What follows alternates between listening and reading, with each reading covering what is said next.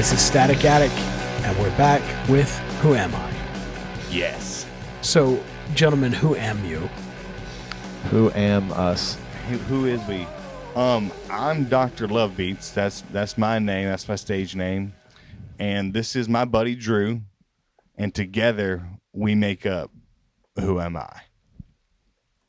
Cool. So, what do each of you do in the band? I'm Dr. Luvbeats, so I lay down the drums. Mm-hmm. I'm Drew. I play electric guitar and sing. We both do I do BVGs, but he carries the weight of singing. BGVs. That's right. The BBGs. Yes. The BBGs. Yeah. The big, beautiful Violinists. Draft vocals. Oh. Wait, Well, what? it's BGV, background vocals. Yeah, big, gorgeous valedictorians. Yeah. Oh, very nice. Good word. That's a good word. That's a $2 word. We have shout out to my friend AJ from work. We ever since he got hired, we used to come up with different creative things that letters A and J could stand for. Yeah. So before I even knew his whole name was Aaron James, I started calling him Aloysius Jenkins. Oh, that's a good one. Yeah, and now after a couple months of everyone calling him that, that's his name on the schedule now. You've made waves. I've solidified it. Yeah, you have actually changed reality. I want to learn more about you guys, but I think we're gonna jump into some music first. Mm-hmm. So we played a couple songs. The first song is called "Break." Why don't y'all, if you feel like telling me a little bit about the song? Break is a song that the lyrics for it I initially wrote probably like 2018. Okay. It was really just just the first verse. I was sitting on it for a very long time, and then probably a year or so ago came up with a super simple just 2-chord riff, just back and forth. Yeah. And then we were listening to the self-titled album by Third Eye Blind, and Graduate came on. It kind of inspired me. I was like, I want to do something that's got that just like really heavy, like, like boom, boom, boom. That's, the guitar is doing like whan, whan, whan, whan, whan, and then in the background the drums is just like almost just whole notes, like. I'm like, this is cool. I want to do, I'm not trying to rip them off or plagiarize or anything, but like it inspired you. Yeah, It inspired exactly. you to I was like, create I want to create something like that's got, the same type of energy to it, where it's like a good song that I can just like, it's like the perfect tempo that you can like jump up and down, like syncopated, and you're not really like, you don't have to time it. It just kind of happens naturally. So that was the idea, and then just added a few more lyrics, and I don't know. It's like kind of about being at a breaking point. I had a season in my life where I remember walking into work one day and my buddy's like, "Hey Drew, how you doing?" And I'm like, "Man, I'm like one more like bad thing going wrong from having like a complete nervous breakdown." Jeez. And yeah, I've had multiple seasons like that in my life, and the lyrics to me when I sing it, it's really more so a reminder of like it's a bending, and I'm like I'm ready to break, but I know it's not going to get that far. I don't know. It's really more of like a word of encouragement to myself, but it's like no, I don't have to completely collapse and fall apart when things get hard.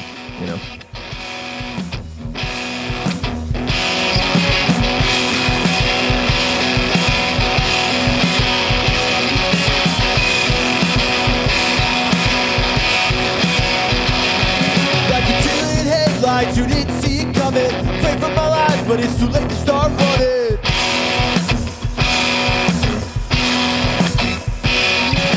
Falling apart, will you put me back together? Don't take your time, cause I don't have forever. Just ready.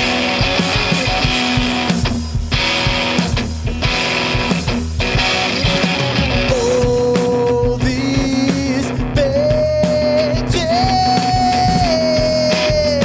Don't take your time, cause I don't have forever. Oh, these bandages.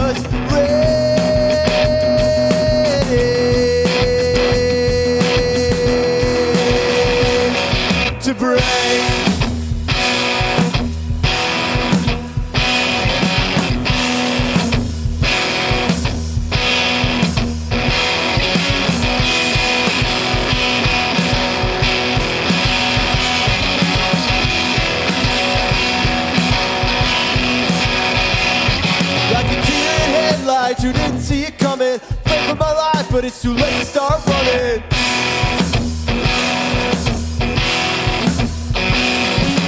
Falling apart, would you put me back together? Don't take your time, cause I don't have forever.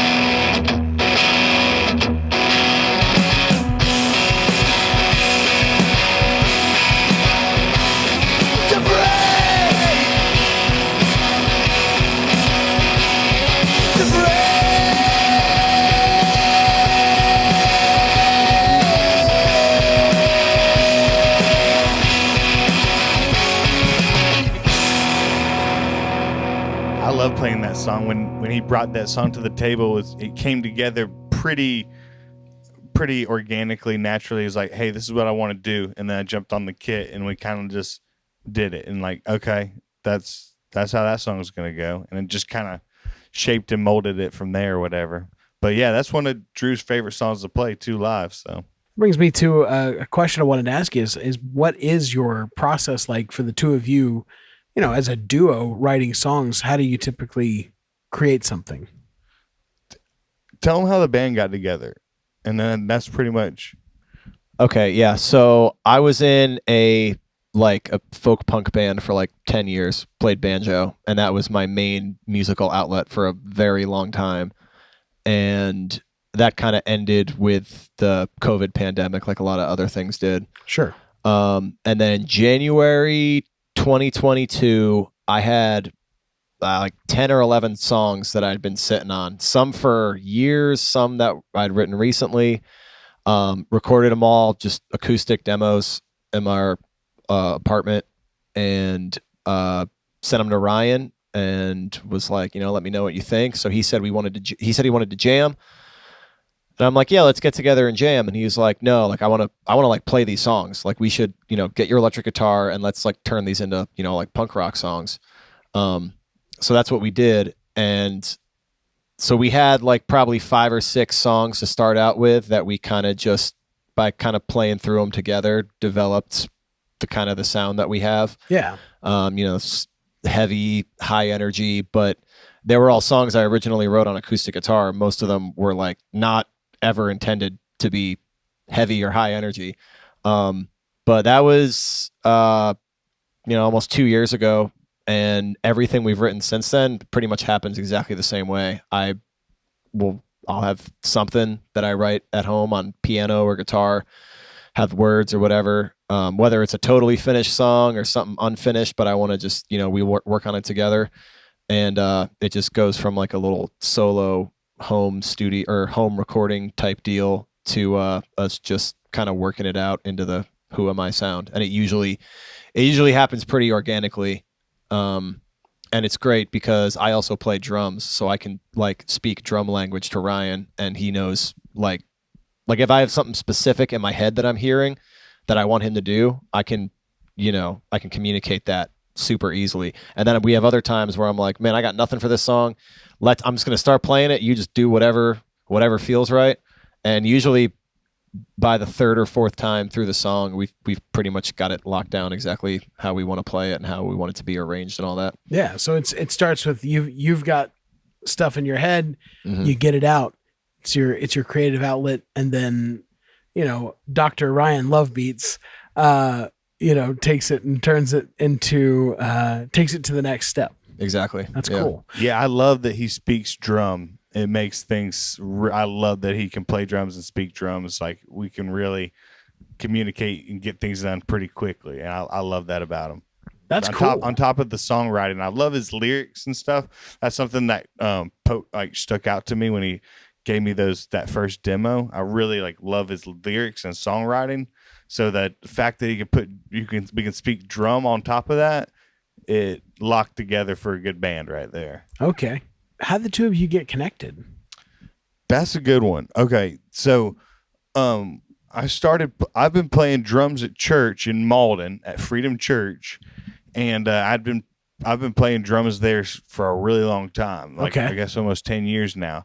And then in 2020, help me, Drew. 2021. 2021. Sorry. Yeah. So in July 2021, Drew started coming to Freedom Church with his family. And, you know, I saw him in there and it was with his Gage's earrings. And he's kind of like, he looks rock and roll. And he's the only other person at church that looks like rock and roll. Because so like They're few and far between. The holy roller, the holy rock and roller. So the worship leader Nate was like, "Hey, I want to introduce you to this guy." And Drew been coming to church, but he's like, "I want to introduce you to him." And I was like, "Hey, what's up, man? You know, like I'm obviously I play drums." And he's like, "I play drums too, play guitar." Like, okay. And then we were like, "What kind of bands you like?" You know, and we started talking about bands, and I was like, well, my favorite band's Less Than Jake. And then after I said that, he didn't say it right then, but I think in his head what he says, like, I think we'll be able to play music together. You hugged each other. You hugged each other verbally and physically. Right. Like, yeah. After like minutes before this conversation, I was talking to the guitar player in the church band, and I asked him what he liked, and he was like, "I'm a big like Dave Matthews Band, John Mayer type of guy," and I threw up in my mouth a little bit. And then, I mean, like, and now I'm talking. No disrespect to like the musicianship, like, but yeah, I'm with you there. Like, it's just not. It's a great cup of tea, but not mine. Yeah, not my exactly. cup of tea. Exactly. Yeah, great for other people, not for me. So then, yeah, it's a certain crowd. Nate introduces me to Ryan, and we're talking about music, and he's like, "Less Than Jake," and I'm like, "All right, I already know." Just like on that grounds alone, I'm like, music. we can definitely be friends. And that was the big thing too, is that we were friends first and hung out a bunch before we ever did anything with music together. And that's why we're a two-piece band. We're not a two-piece band on purpose. It's just that I'm the type of person where if I'm going to be invested in a musical project with somebody, I'd rather you be, one of my homies first before we're like getting on stage singing songs There's together. There's common ground. Yeah. You've built common ground, and after you built common ground, you got it all figured out. Mm-hmm. Got it all Got it out, yeah. And I think that's why our energy is so good when we're on stage too, because it's like we're like, we're not just band members, like we're homies first, and then we get to be in a band together, which I think is cool. The song is called "It's All Joy." Tell me a bit about that. So, not trying to be a downer, I'll keep it quick, but my mother battled MS for 25 years. She passed away October of 2020, and I wanted to write a song about that whole process of, slowly losing her, because it's like MS is a disease where it's like it affects everyone differently.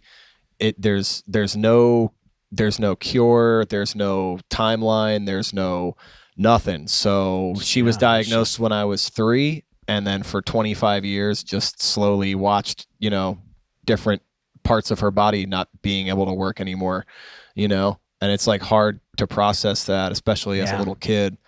But I wanted to write a song that was really more so, or more than, all the sadness and the pain of watching her go through that and finally losing her. Was like, she always said that when she passes away and goes to heaven, the first thing she's going to do is run as fast as she can and jump into the arms of Jesus. That's what she always used to say. Aww. So like she, because I was 8 years old, my mom's walking around with a walker, and then my dad's pushing her in a wheelchair, and then she can't get out of bed anymore, So I wanted, instead of thinking back on all that stuff, I'm like, I want to write a song celebrating the fact that like, she has what she wants now, where it's like, I can celebrate, I can have joy in the fact that, she's not stuck here on this earth suffering. She's not suffering anymore. Yeah. And the name, I took directly from my buddy Chris Bernstorff. Shout out. He's a spoken word poet from Detroit, Michigan. He recorded an album and named it It's All Joy and gave me permission to use that title for this song. So thank you, Chris. Yeah, and if I could add something from just like the outside songwriter bandmate point of view for that song. So me and Drew, we always kind of just hang out after church and gab, like we just talk it up or whatever, because that's kind of like the only day we get to hang out together consistently. Like so this particular day, and this has happened for more than once, for more than one song, where me and Drew are hanging out and we're like, okay, I'll talk to you later, bud. All right, talk to you later. By the time I get to my house, Drew has sent me a demo of something. He's like, hey, I got inspired from whatever, wrote this right when I got home, hopped on the keyboard and just sent it to me. And this was one of those songs where he sent it to me. Like by the time I got home, so, 25, 30 minutes or whatever, 45 minutes. So I heard that song and I was like, I love this song. And he wrote it on just piano. And then this is how I remember it when we rehearsed it for the first time in here. First time he played it on guitar, it is the way it is now. Like the drum beat, the drums were the way they are the first time we played it, more or less. It just kind of like came out the gate with here's that song. But it was a really cool seeing how that songwriter process, like from the bandmate's perspective, went. It was really cool, and I love playing drums to that song. It's really fun.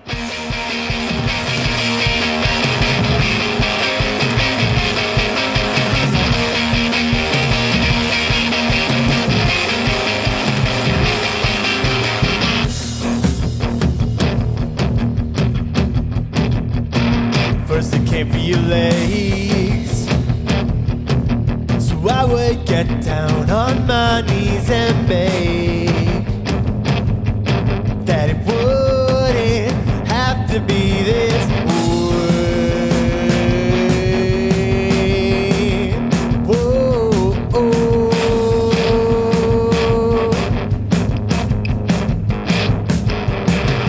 What was I supposed to do?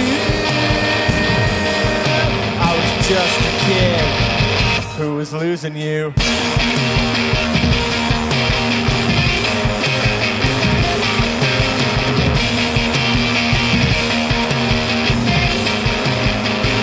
Then they came through your arms.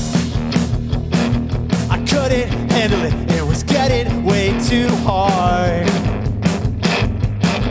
Someone tell me this is the worst part.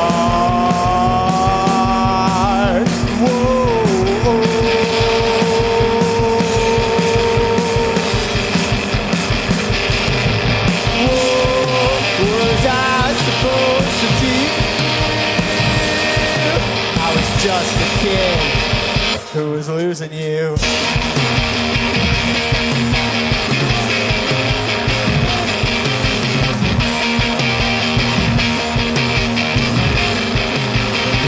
Then they came for your brain.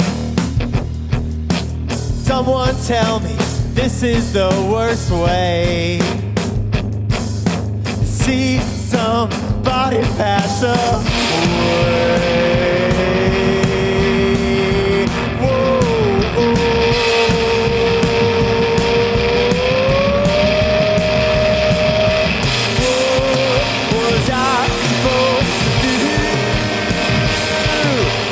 Just a kid who was losing you.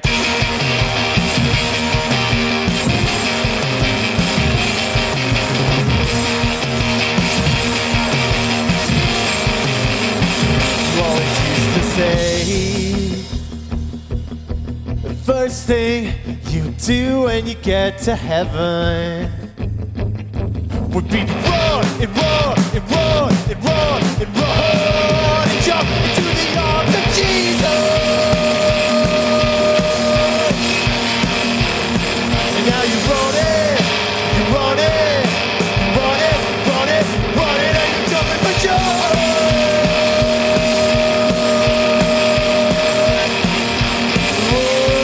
What was I supposed to do? Just a kid who this is you.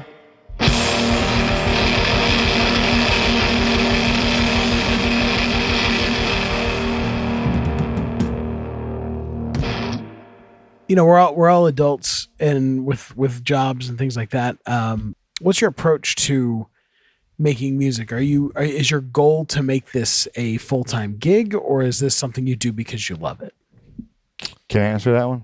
Go ahead. Okay, so absolutely full-time musician. Absolutely want to do music full-time. I've been working towards that. I feel like I've actually been called towards that.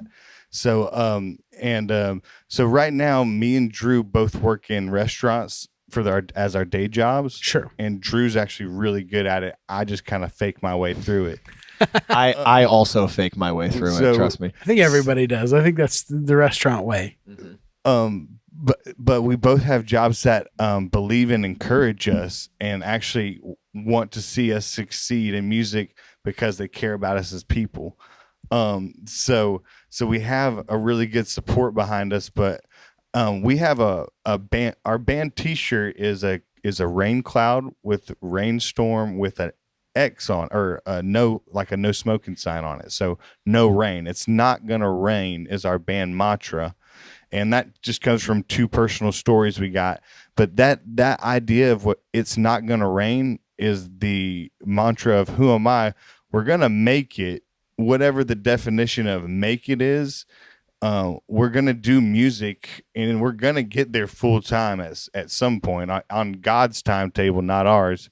But we're going to do it, and we're going to do it to the best of our ability, and everything that we can do. Like, everything's been handed to us. I've been in bands before. Drew's been in bands before. The opportunities and the doors that have been opened for this band is way greater and way beyond anything I've experienced before.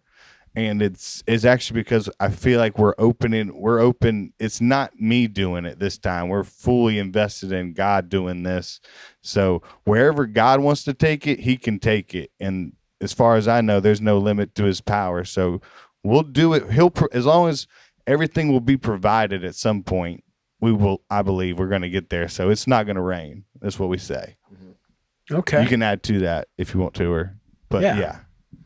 Yeah, I think right when we first started the project, it was my first time starting a new band in like 10 years, and first time playing music with anyone really in general in a while. And then it's first band that Ryan's been in probably a good 4 or 5 years. That's, like playing new music, writing original material. So we're both like very, very excited. And we both it was like by the second rehearsal, we both were kind of like, you know what? We're just going to exist as a band. We'll work on our music, have practices occasionally. And if this turns into anything, then it'll turn into something. If it doesn't, then it won't. And we played our first show in October last year, and we only played 2 shows that first entire year.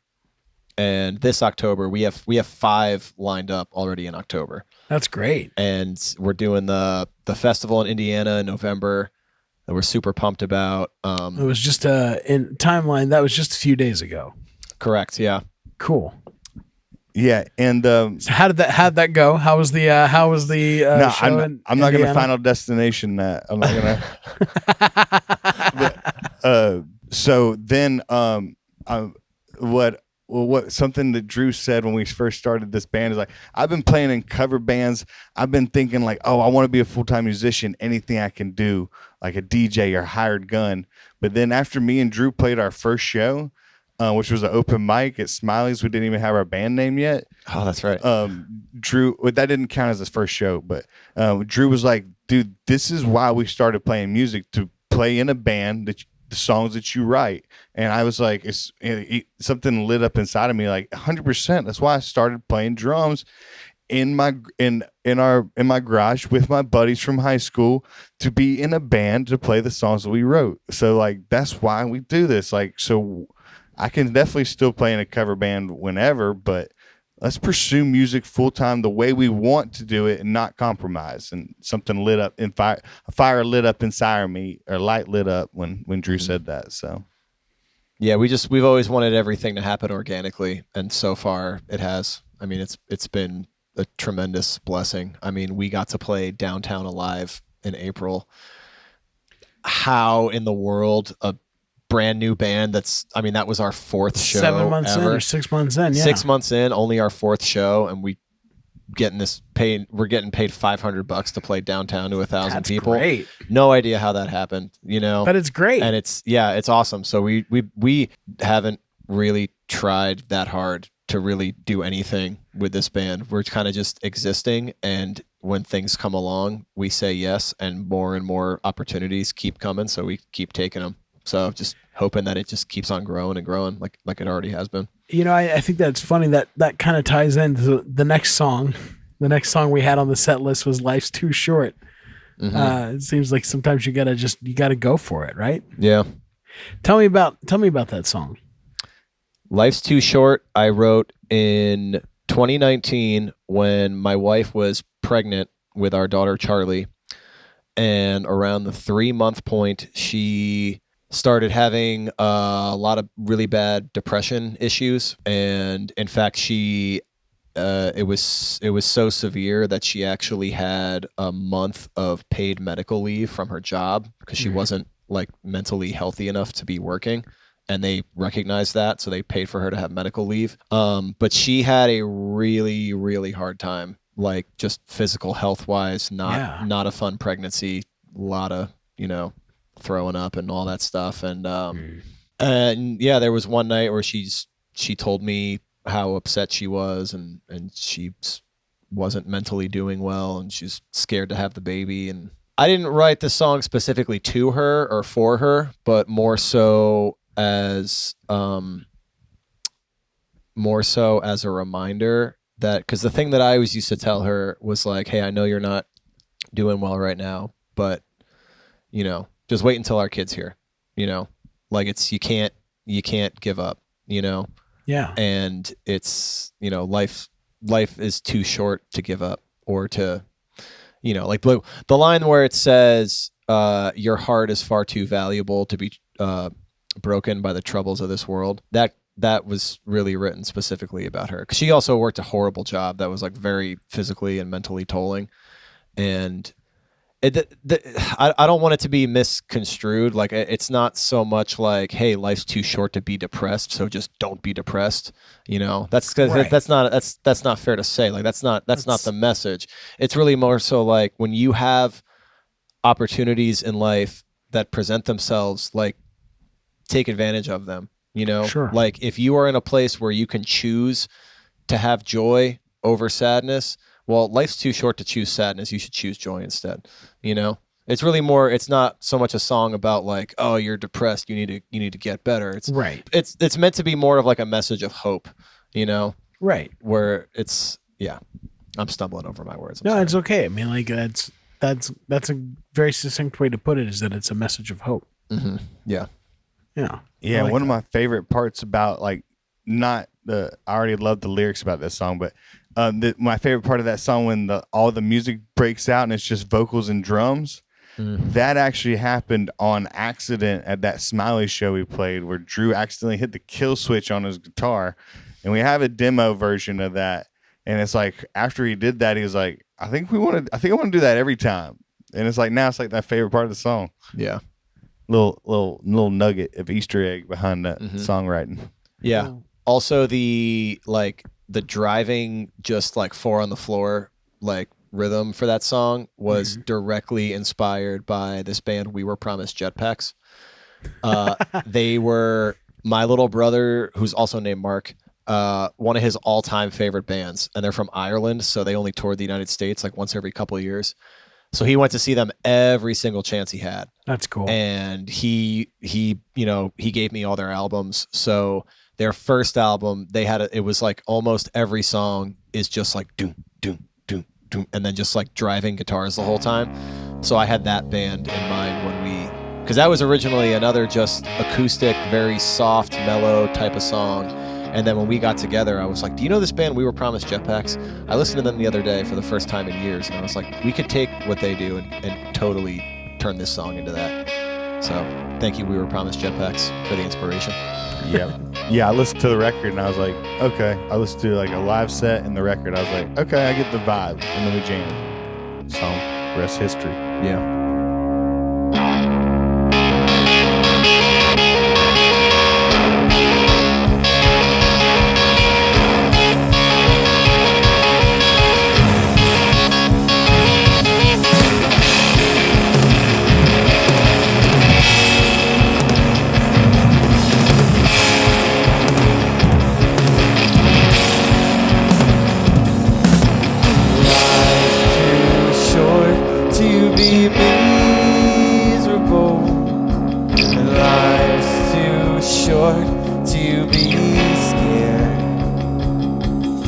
Your heart is far too valuable to be broken by the troubles of this world.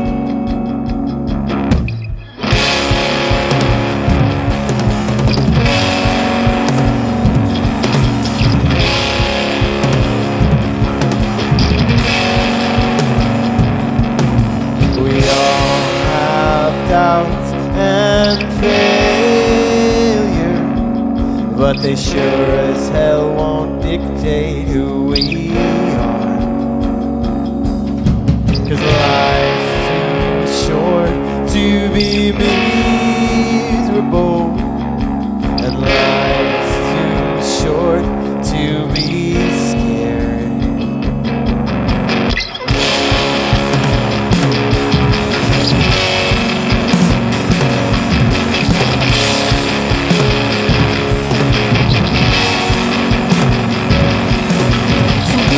Down to the deepest valley, see how bad things can get. Then we'll climb up to the tallest mountain, then you'll see that this life isn't finished just yet.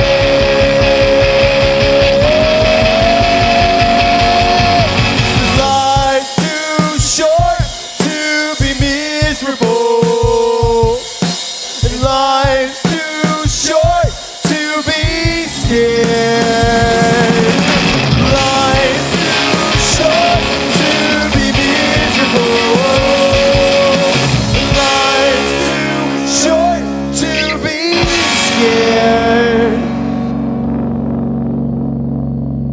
We had one more song that's coming up at the end, a song called Concept. Before we get into that, we've kind of talked about where you are and what your goals are. So one of the things I always like to ask people is, what's the next step? What's the next step for WhoAmI as a band? I think the next step for us definitely is getting something recorded. We've got a decent bit of money saved up from some of the big shows that we played in downtown Greenville. Like, we got blessed with a couple of high paying gigs. So we want to book some studio time. We have a couple people that we've been talking to, trying to figure out who we should record with. But we'd love to get, at least a single, or maybe like an 8 or 9 track full length, something like that. Yeah. And really pursue like the shows are coming in like crazy, got a lot of opportunities, had a lot of opportunities the last couple months. But the next big thing I think for us is getting an album, or at least a single, recorded and get it out there. And the real dream is to get something pressed on vinyl, because Ryan and I have been playing in bands for years, and we've done every type of merch a band could ever have, but we've never had our music pressed to vinyl. So that's the dream. That's definitely like a big 2024 goal. I definitely want a copy of that whenever it happens. It's going to happen. It is definitely going to happen. It's definitely going to happen. I like that. Yeah, for sure. Well, so next step is recording and vinyl record. Yeah. Next step for sure. Cool. Anything to add to that? I agree with that 100%. Drew is from New York, and it's got a bunch of ties for the New York. And I got family up in Maine and like Massachusetts, so I do want us to do a Northeast or East Coast tour. But it's gonna. Yeah. I do think that needs to come after the recording, because Yeah, for sure. But I want to call it like visit family tour or something like that, because like we could just go up to the Northeast and stay with family and play a bunch of shows. But Yeah, instead of coming down for Christmas and Thanksgiving, let me drive to where you live and come see us play a show tour. The family reunion tour. There you go. I like that. hopefully 2024 family reunion tour. No, not hopefully. It's Absolutely. I love this. It's not going to rain. Yeah, exactly. You got it. Mark, You're on it. man. Yeah. You're in it. Well, with that said, tell me about Concept.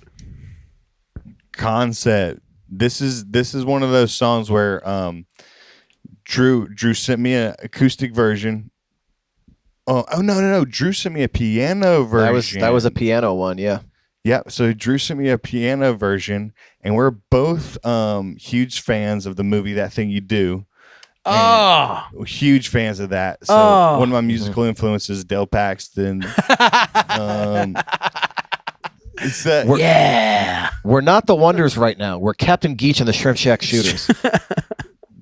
Absolutely. If you see him, That's the Oneders. No, it's Oneders. That's the Oneders. You're going to be quick with me. I'm from your EPA. you got to be quick with this one. Yeah, so obviously you all love that movie as well too, because it's a cult classic. So Drew sent me this song, and then as soon as we went to jam it, kind of like with Joy song, like I played that do da da do da do da da do da, and Drew's like, I was like, I hope he doesn't think this is like cheesy, or he was like, perfect, go, like he was like, perfect, like I love being in a band with Drew, because like every time I play something, he's like, perfect drum beat, like, so that's how so we like he slow down, it's too fast. It's too fast.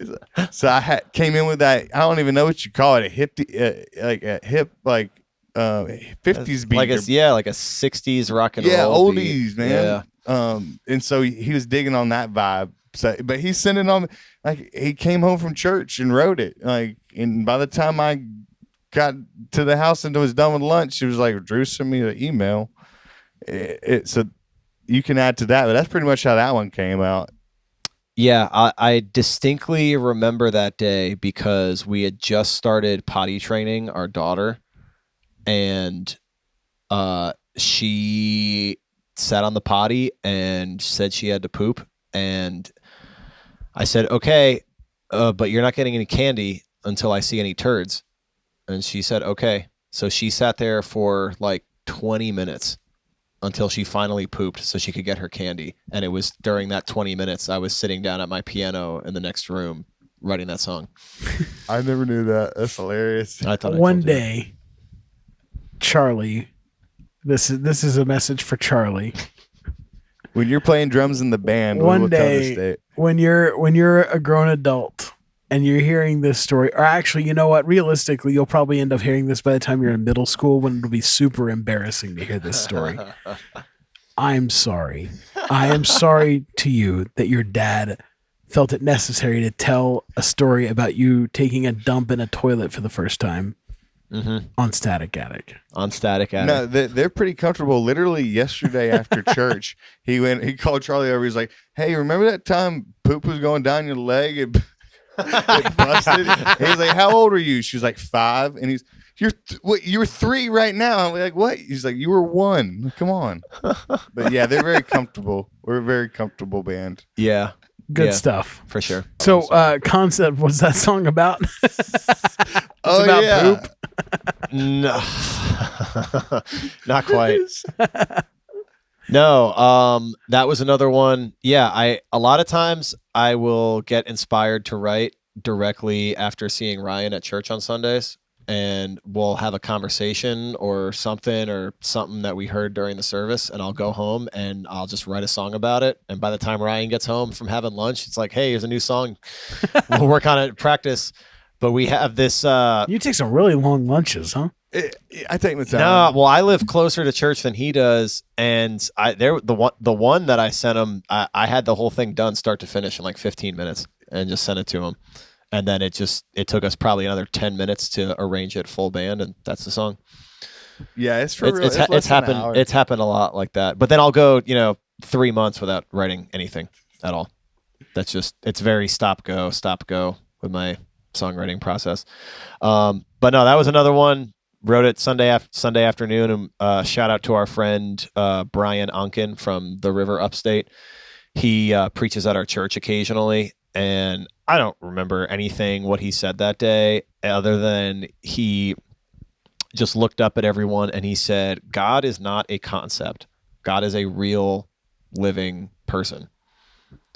And that really stuck with me because, even though I'm a believer, Christian, whatever you want to call it, it's very easy to feel like, God just as a person it can be an extremely cryptic thing, Sure. where it's like, there's times where I'm like, people will be like, oh, I can feel God right now. And I'm like, well, are you feeling God or are you just having like an intense emotional experience?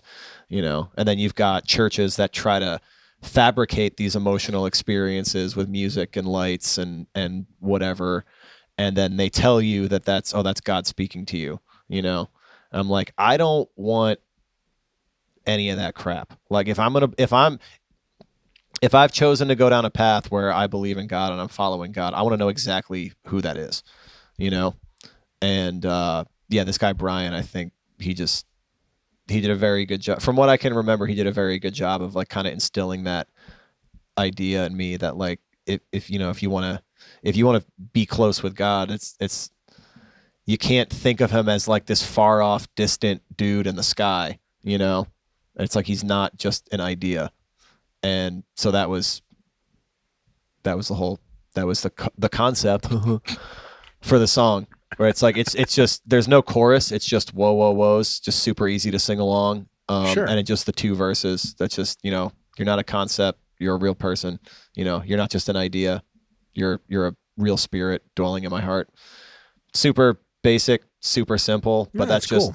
That's all I wanted to say, and that's all I had to say. So then we got together to play it, and then the whoa whoa whoa sing along chorus gang vocal thing kind of just happened naturally. So now most of the time we'll end our sets with it and try to just get, even if it's a crappy venue and you can't distinguish the words that I'm saying throughout the song, you can understand when someone's just saying whoa whoa whoa. So it's the easiest thing to learn in 5 seconds. Yeah. So we usually end our shows with it, try to get everyone to sing along at the very end, and then we'll do like that little breakdown part at the end and end the set on a high note. So that's not one of my favorite songs that we have, but it's one of my favorites to play on stage just because it's so simple, it's so fun, and it's just the lyrics are, they're a good reminder for me, just in general. So that's about it. Yeah. Same. I feel the same way about it.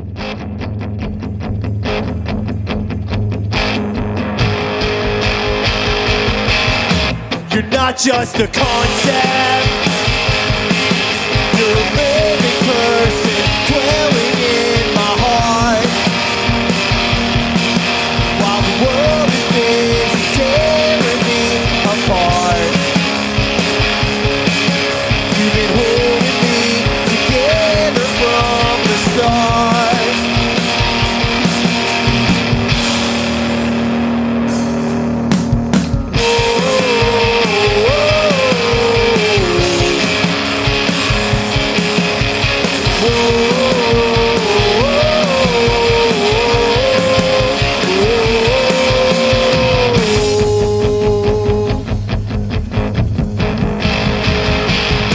You're not just an idea.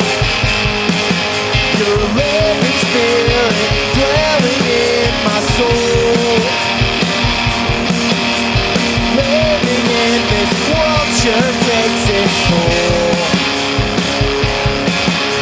You're spending all your time making me whole.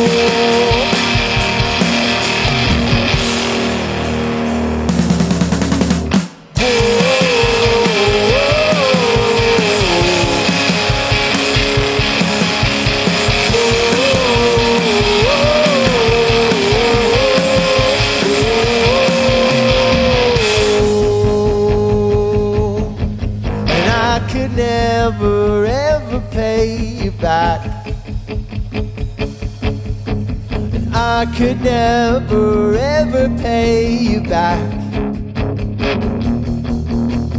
I could never ever pay you back for restoring all the things I've always lacked, and you don't expect me to. All right, Static Attic Podcast. We are Who Am I? No matter where you're at, where you are right now listening, I want you to sing along with us. Sing it down from deep down in your soul. It's going to make you feel good. Even you, Mark. Come on, let's sing along together. You ready? All right, louder. Even if you're in your car, you're at your house, whatever.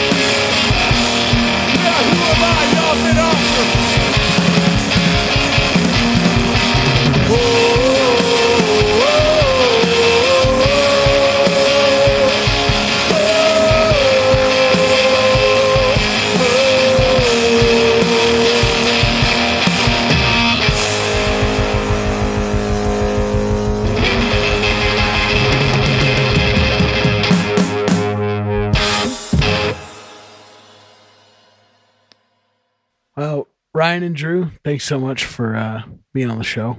This was a lot of fun. Thanks for having me to your house and hanging out in the basement. Had a good time. How can people connect with you online? The easiest way is going to be on Instagram.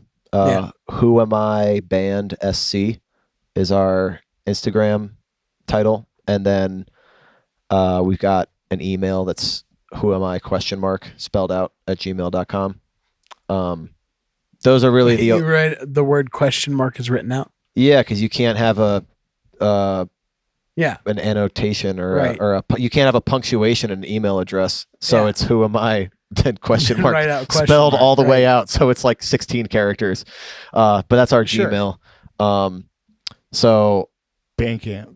Oh yeah, Big time Bandcamp. We have a couple of live recordings from last year that are on there that you could listen to for free. You can download them for free, share them with whoever. And most of the songs on there are still regular songs in our rotation. So if you were to listen to that and then come see us live, you'd recognize some of the songs for sure. Cool. Yeah, that's all on Bandcamp. Awesome. Well, this podcast is available on Apple Podcasts, Spotify, pretty much anywhere you find your podcasts. Easiest way to find YouTube videos, Instagram, social media, all that kind of stuff is just to go to staticatticpod.com. That's staticatticpod.com. And there are links there. In fact, if you're in a band and you want to be on the show, there's a link on that page where you can fill out a form and I will reach back out to you by email or phone or whatever. We'll get it all sorted. You deserve great music. And it is my mission to present some great music to you because there are so many artists who deserve to be heard, especially right here in this part of South Carolina. Bands like WhoAmI. So give them a follow on social media. Go listen to their Bandcamp. Maybe throw some pocket change at them so they can put it towards their recording. And that eventual vinyl record, make sure you pre-order that when the pre-order goes up. That's right, baby. Until next time, thank you for listening to Static Attic.